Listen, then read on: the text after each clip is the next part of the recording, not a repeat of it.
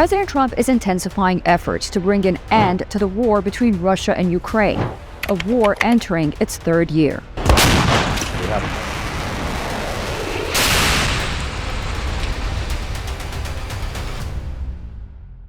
This past week, President Trump publicly criticized and expressed his frustration with both Russian President Vladimir Putin and Ukrainian President Volodymyr Zelenskyy.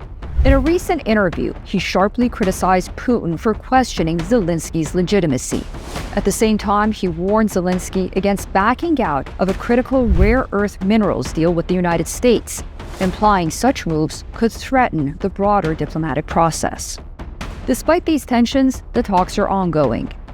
The U.S. has proposed a 30-day ceasefire, starting with the energy and infrastructure sectors. Some limited agreements have been reached, especially on maritime activity and energy, but enforcement has already been shaky. The Kremlin has called the entire peace process drawn out. Is this proving to be a long and difficult negotiation? One of the most closely watched elements of U.S. strategy comes from retired General Keith Kellogg, now serving as President Trump's special envoy to Ukraine. Though it's unclear whether the White House is officially following his roadmap, Kellogg outlined a three-step approach. First, pressure Ukraine's Zelenskyy to agree to a ceasefire. Second, if Russia's Putin refuses to engage, apply tough sanctions. And third, if diplomacy fails, infuse Ukraine with military support to change the calculus on the ground.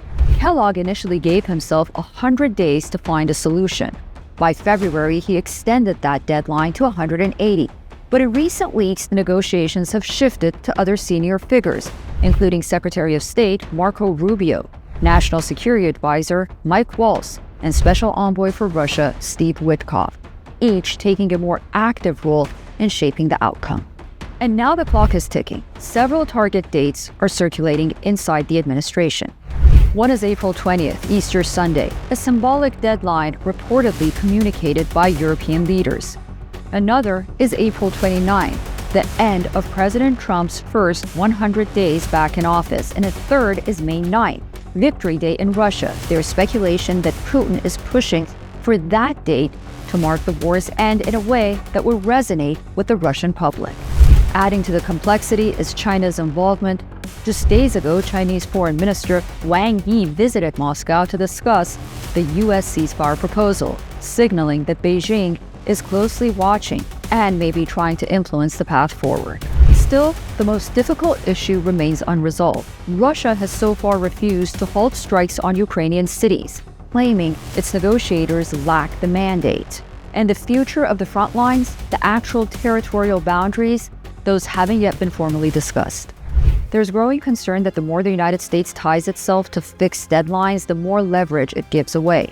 So the question is, what happens next? Will Trump move to the third phase of Kellogg's plan and significantly ramp up arms to Ukraine? Or will the current negotiations, however fragile, somehow hold? What's clear is this next few weeks could reshape not only the future of Ukraine, but the entire post-war security order in Europe.